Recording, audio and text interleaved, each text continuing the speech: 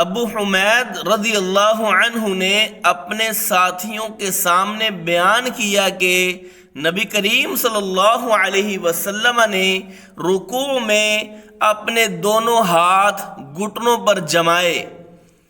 مصعب بن سعد فرماتے ہیں، میں نے اپنے والد کے پہلو میں نماز پڑھی اور اپنی دونوں ہتھیلیوں کو ملا کر رانوں کے درمیان رکھ لیا۔ اس پر میرے باپ نے مجھے ٹوکا اور فرمایا کہ ہم بھی پہلے اسی طرح کرتے تھے، لیکن بعد میں اس سے روک دیے گئے اور حکم ہوا کہ ہم اپنے ہاتھوں کو گھٹنوں پر رکھیں۔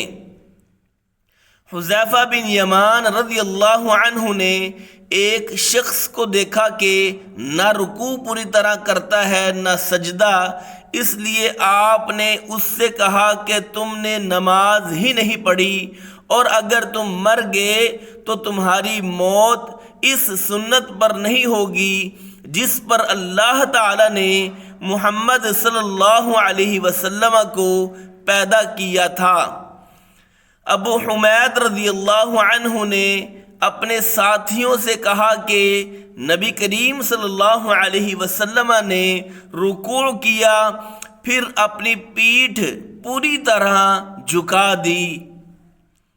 نبی کریم صلی اللہ علیہ وسلم کے رکوع و سجود، دونوں سجدوں کے درمیان کا وقفہ، اور جب رکوع سے سر اٹھاتے تو تقریباً سب برابر تھے سوا قیام اور تشہد کے قعود کے۔